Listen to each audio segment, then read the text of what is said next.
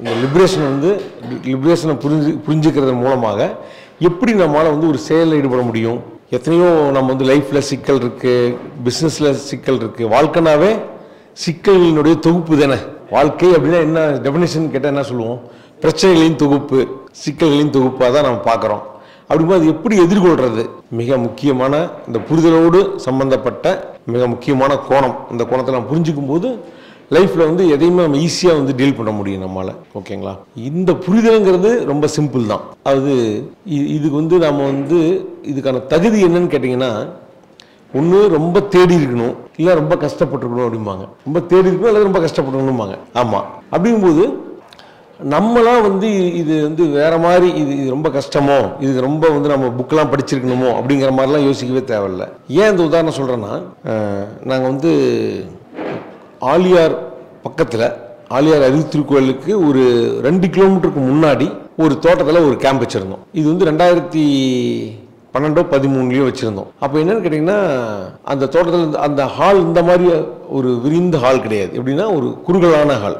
அகலம் வந்து பார்த்தீங்கன்னா ஒரு 10 அடி 11 அடி தான் இருக்கும். நீளம் வந்து பார்த்தீங்கன்னா ஒரு 100 அடி இருக்கும். அந்த மாதிரி ஒரு ஹால். அதில் பார்த்தீங்கன்னா என்ட்ரன்ஸ் பார்த்தீங்கன்னா இந்த வாசப்படி ஒரு 3 வாசப்படி இருக்கும். ஒரு வருஷக்கே ஒரு 5-6 பேர் தான் உட்காந்துருப்பாங்க. நாங்கள் அதுக்கு இன்வைட் பண்ணவங்களை எப்படி இன்வைட் பண்ணோம் அப்படின்னா, ஐயாவுடைய கான்செப்டை புரிஞ்சுக்கிறவங்க வந்து கண்டிப்பாக வந்து ஒரு ஓசோ நூல்கள்லாம் கரைச்சி குடிச்சிருக்கணும். ரமணருடைய நான் யார் விசாரணையில் ரொம்ப தீவிரமாக இருந்திருக்கணும். அவங்களுக்கு தான் இது புரியும், மற்றவங்களுக்குலாம் அவ்வளோ சீக்கிரம் புரியாதுங்கிற மாதிரி அந்த மாதிரி நபர்களாக பார்த்து இன்வைட் பண்ணி அவங்கள வந்து கலந்து சொன்னோம். வந்தவங்க எல்லாருமே நல்ல ஆன்மீக தேடலில் தீவிரமாக போனவங்க. ஓசோ, ஜேகே, ரமணர் இந்த இதில் வந்து ரொம்ப தீவிரமாக புக்கள் படித்து ரொம்ப தீவிரமான தேடுதல் இருந்தவங்க எல்லாத்தையும் கூப்பிட்டுருந்தோம். எல்லாம் உட்காந்துருக்காங்க.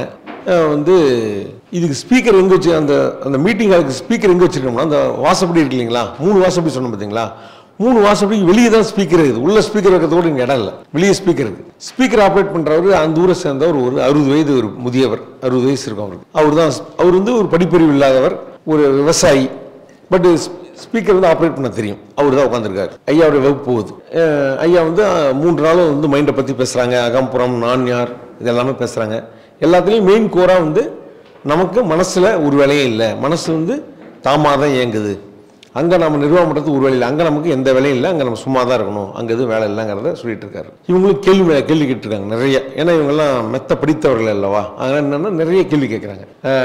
அப்படின்னா எப்படி இருக்கிறது, இப்படி இது என்ன அர்த்தம், நிறைய கேள்வி கேட்குறாங்க. நம்ம வந்து 3ஆவது நாள் ஞாயிற்றுக்கிழமை வந்துருச்சு. அப்போ வந்து நம்ம குரூப் ஃபோட்டோ எடுக்கிறோம். நம்ம நாளைக்கு அல்லது இன்னைக்கு மதியமாக எடுக்க போகிறோம். அது மாதிரி குரூப் ஃபோட்டோ எடுக்கிறோம். குரூப் ஃபோட்டோ எடுத்துகிட்டு இருக்கும்போது ஸ்பீக்கர் ஆப்ரேட்டர் என்கிட்ட வந்தார். வந்துட்டு, சார் இன்னொரு முடியுதுங்களா அப்படின்னாரு. ஆமாங்க, நாளைக்கு காலையில் நல்லா கிளம்பிடுவோம். அப்படியா? இல்லை, எனக்கு இன்னொரு 2 நாள் இருக்கக்கூடாதான்னு இருக்குது அப்படின்னாரு. ஏங்கன்னு? மைண்டு ரொம்ப ஃப்ரீ ஆகிடுச்சு. நான் எவ்வளோ குழப்பத்தில் இருந்தேன், எவ்வளோ பிரச்சனைகள் இருந்தேன், ஒன்றுமே இல்லாமல் மைண்டு வந்து ரொம்ப ஃப்ரீ ஆகிடுச்சு அப்படின்னாரு. அப்படியா? ஆச்சரியமாக இருக்கேன்னு. ஆனால் ஒரே ஒரு சந்தேகம்னாரு. உங்களுக்கு என்ன சந்தேகம் அப்படின்னு.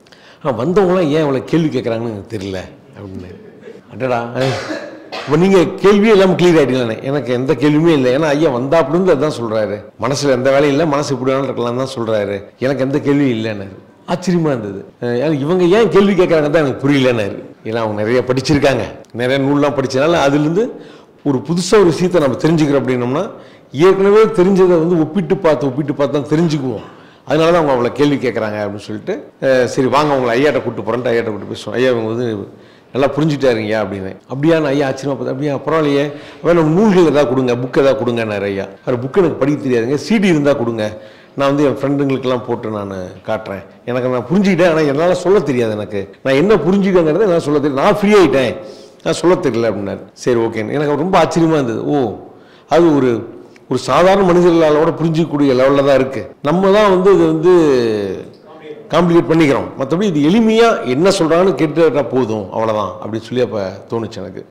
சென்னை கேம்ப் அப்போ அப்படி தான். சென்னையில் அம்பத்தூரில் கேம்ப் வச்சுருந்தோம், 2 நாள் கேம்ப். உட்காந்துருக்கும்போது 2வது நாள் முதல் நாள் ஈவினிங்கில் ஒருத்தர் கேட்டார், நீங்கள் வந்து அது என்னது அகம்புறம்ங்கிறீங்க, இவ்வளோ கொடுக்குறீங்க, இது ஒரு பாமரனுக்கு புரியுமான்னு ஒருத்தர் கேட்டார். நான் சொன்னோம், எங்கள் ஒரு ஸ்பீக்கர் ஆப்ரேட்டர், அவர் வந்து விவசாயி, அவருக்கு புரியுது, நீங்கள் வந்து ரொம்ப நிறைய விஷயத்தை தெரிஞ்சுட்டு வந்ததுனால தான் அது அவங்க அப்படி சொல்லியிருக்காங்க, இவங்க இப்படி சொல்லியிருக்காங்கனால உங்களுக்கு இவ்வளோ கேள்வி வருது, இதெல்லாம் எதுவும் இல்லைன்னா ஈஸியாக புரிஞ்சுக்குவாங்க அப்படின்னு சொன்னோம். ஓ கரெக்டு தான் அப்படின்னாங்க. இது மாதிரி ராமகிருஷ்ண மடம் கோயம்புத்தூரில் ஒரு கேம்ப் வச்சிருக்கோம். அதில் ஓசோ தீவிரவாதினே அவங்க சொல்லணும். ஓசோவில் அவ்வளோ ஓசோ தியானங்கள் பண்ணவங்க, ஓசோலாம் படித்தவங்க, ஓசோனுடைய தீவிர ரசிகர்னு கூட சொல்லலாம். அந்த மாதிரி அவங்க ஏதோ கேள்விப்பட்டு வந்திருந்தாங்க ஒரு 4 பேர். நம்முடைய முதல் நாள் வகுப்பெல்லாம் பார்த்துட்டு அவங்க என்னென்னா எதுவும் பண்ண தேவையில்லையா, எல்லாம் தன்னால் நடக்குமான்னு கிரிட்டிசைஸ் பண்ண ஆரம்பிச்சிட்டாங்க. எனக்கு நல்லா தெரியுது, சரி அவங்க கிண்டல் அடிக்கிறாங்கங்கிறது நல்லா தெரியுது. எதுவுமே பண்ண தேவையில்லைங்கிறாங்க, அதுவாக நடக்குமாமா, நம்ம எவ்வளோ தியானம் பண்ணுறோம், எவ்வளோ விஷயத்தை கற்றுக்கிட்டோம், இவங்க இப்படி சொல்கிறாங்களேங்கிற மாதிரி பேசிகிட்டு இருந்தாங்க.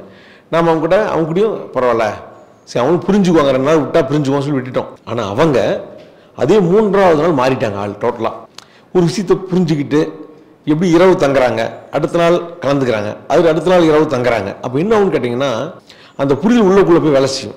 உண்மையில் ஒரு வேலையும் இல்லை தானே, மனசுங்கிறது போகக்கூடியது தானே, அங்கே பர்மனெண்ட்டாக ஒன்றும் கிடையாது இல்லை அப்படிங்கிறது அவங்களும் யோசிக்க ஆரம்பிச்சோன்னா அவர் முடிச்சுட்டு இந்த ஃபீட்பேக்கில் அவர் என்ன சொல்கிறாருன்னா, அதில் அந்த 4 பேர்த்தில் ஒருத்தர் அந்த ஃபீட்பேக்கில் என்ன சொல்கிறார் அப்படின்னா, அது கிளம்புற அன்னைக்கு எல்லாருடைய ஃபீட்பேக்கை நம்ம வாங்குறோம். அவர் சொல்கிறாரு, எத்தனையோ ஆன்மீக முகாம் நான் போய் கலந்துருக்கிறேன், நிறைய பயிற்சிலாம் எடுத்திருக்கிறேன். அங்கெல்லாம் பார்த்தீங்கன்னா பயிற்சி நிறையா சொல்லிக் கொடுப்பாங்க.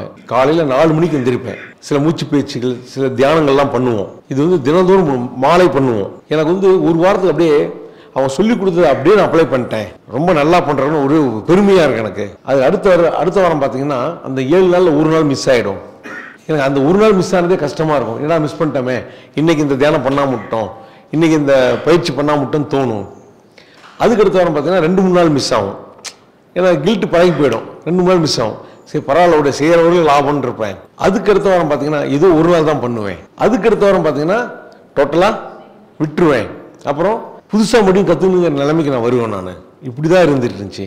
ஆனால் இந்த முகாமில் நான் போகும்போது எப்படி போகிறேன் அப்படின்னா, ஒரு ஸ்கூல் படிக்கிற பள்ளிக்கூடத்து மாணவன் தன்னுடைய கடைசி எக்ஸாம் எழுதிட்டு வீட்டுக்கு இந்த மஞ்சள் போய் என்ன பண்ணுவான், இப்படி சொல்லிட்டு அடிப்பான், அது எங்கேயோ போய் ஆளில் போய் மாட்டிக்கும், ஜாலியாக வேலை போவான்ல, அது மாதிரி நான் போகிறேன் நான். ஏன்னா எனக்கு நீங்கள் எந்த ஹோம்ஒர்க்குமே கொடுக்கல, இங்கே ஹோம்ஒர்க்குக்கே வழியே இல்லை, வேலையே இல்லைன்ட்டீங்க, உள்ளுக்குள்ளே எந்த வேலையும் இல்லைன்ட்டீங்க. இப்போ நான் ஒரு ஸ்கூல் மாணவனுடைய கடைசி எக்ஸாம் எழுதின ஸ்கூல் மாணவனுடைய மனநிலையில் தான் நான் போகிறேன். நான் எனக்கு ஹோம்ஒர்க்குங்கிறதே கிடையாது, வாழ்க்கையை முழுசாக வாழ போகிறேன், அவ்வளோதான். வாழ்க்கையை எப்படி நம்ம வாழணும் அதுதான் என்னுடைய நோக்கமே தவிர மனசுக்குன்னு எனக்கு ஒரு வேலையுமே கிடையாது. மனசை சரி பண்ணணும், மனசை இப்படி வச்சுக்கணும் அப்படி வச்சுக்கணும், எந்த ஹோம்ஒர்க்குமே எனக்கு கிடையாது. அந்த மனநிலையில நான் இப்போ போயிட்டுருக்கிறேன் அப்படின்னாரு அவர்.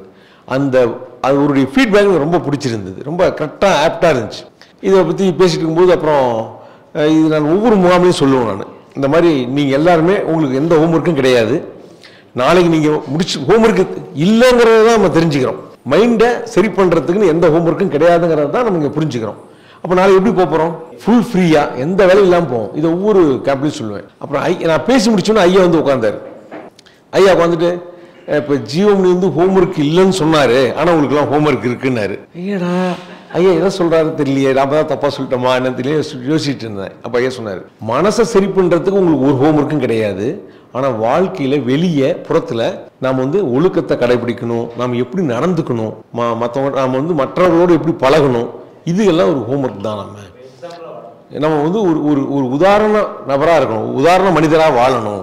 ஆமாம், ஏன்னா நம்ம தான் உள்ள ஒன்றும் இல்லை, உள்ள என்ன வேதனை வந்தாலும் சரிதான், என்ன வருத்தம் வந்தாலும் சரிதான், மகிழ்ச்சி வந்தாலும் எல்லாமே ஒண்ணுதாங்கும் போது எதுவுமே நிற்க போறதில்லை, எல்லாமே தோன்றி மறைஞ்சிட்டு தான் இருக்கு. அப்போ வெளியே நம்ம எப்படி வாழணுங்கிறது இருக்கு, அதுக்கான ஹோம்ஒர்க் நீங்க எல்லாருமே பண்ணணும் அப்படின்னு. ஆமா, அது மிக ஒரு அற்புதமான தேவையான ஒண்ணு. ஏன்னா அந்த உதாரணம் சொன்னது கரெக்டு, நாமளும் இது இப்படிதான் கரெக்டு தான், இதை இப்படிதான் சொல்லணும் அப்படிங்கிற முடிவு எடுத்துட்டோம். ஏன்னா நமக்கு வெளியே தான் ஹோம்ஒர்க் இருக்கு. வெளியே உள்ள பொறுத்தவரையிலும் கத்துக்கிறதுக்கோ தெரிஞ்சுக்கிறதுக்கோ எதுவுமே கிடையாது. ஏன்னா எப்ப நீங்க இங்க வேலை இல்லைன்னு முடிச்சிட்டோமோ, மனம் சார்ந்து தெரிந்து கொள்வதற்கு இனி ஒன்றுமே இல்லைன்னு முடிச்சுக்கணும். மனம் சார்ந்து அடைவதற்கு எதுவும் இல்லை, மனம் சார்ந்து புரிந்து கொள்வதற்கு எதுவும் இல்லை, அங்க எந்த சந்தேகமே கிடையாது. ஏன்னா நம்ம கண்ட்ரோல்லே இல்லை, அது இயற்கையின் இயக்கம், இறைவனுடைய இயக்கம். அங்க நமக்கு எந்த வேலையுமே இல்லை. வெளியில கத்துக்கிறதுக்கு நிறைய இருக்கு, நம்ம கடைபிடிக்கிறதுக்கு நிறைய இருக்கு. எது ஊர்ல இருக்குது, நம்முடைய இறுதி மூச்சு ஊர்லயுமே இருக்கு. நம்ம இன்னையோட வெளியே கத்துக்கிறதுக்கு ஒன்றும் இல்லைன்னு சொல்ல முடியாது. நம்முடைய இறுதி மூச்சு ஊர்லயுமே வெளியே பொறுத்தவரையிலும் நம்ம கத்துக்கிறதுக்கான வாய்ப்புகள் நிறைய இருக்கு. ஒன்று தோல்வி அடைஞ்சா அடுத்து என்னது, கண்டிப்பா மறுபடியும் முயற்சி பண்ணி தான் ஆகும். வெளியில பொறுத்தவரை முயற்சிங்கிறது வேணும், அகத்துக்கு தான் முயற்சி தேவையில்லை. வெளியில A to Z முயற்சி பண்ணி தான் ஆகணும். அகத்தை பொறுத்தவரை நம்ம அப்படியே முடிச்சுக்கலாம், எப்படி இருந்தாலும் ஓகே முடிச்சுக்கலாம். ஸோ நம்ம வந்து உள்ள ஹோம்ஒர்க் கிடையாது, வெளியே நமக்கு ஹோம்ஒர்க் இருக்குது.